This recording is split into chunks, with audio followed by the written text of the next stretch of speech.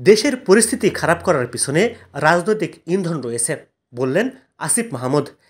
দেশের আইন শৃঙ্খলা পরিস্থিতির অবনতিতে রাজনৈতিক ইন্ধন রয়েছে বলে মন্তব্য করেছেন স্থানীয় সরকার উপদেষ্টা আসিফ মাহমুদ সজীব ভূঁইয়া।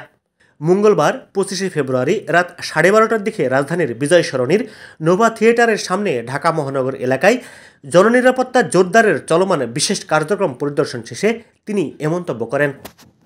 উপদেষ্টা বলেন, জনমনে যে আতঙ্ক তৈরি হয়েছে তা নিরসনে মাঠে আছে প্রশাসন।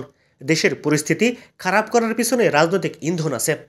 দেশের পরিস্থিতিকে যদি কেউ বিঘ্নিত চেষ্টা করে, সেটা রাজনৈতিক হোক কিংবা নিতান্তই ছিনতাই হোক, সেটা কোনোভাবেই বরদাস্ত করা হবে না। আসিফ মাহমুদ আরও বলেন, গত 6 মাসে বড় ধরনের অপরাধ কমেছে।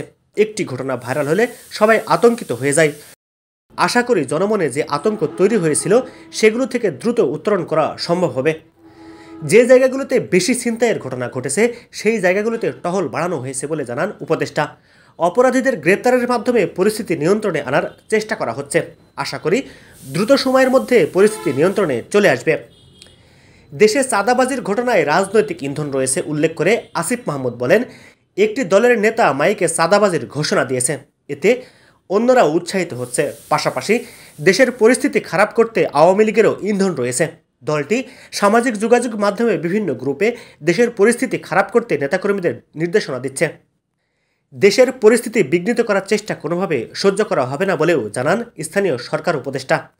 এ সময় ডিএমপি কমিশনার শেখ মোহাম্মদ সাজ্জাদ আলী বলেন, ঢাকা শহরে ছিনতাইকারীদের ধরার জন্য যৌথ বাহিনীর অভিযান চলমান রয়েছে।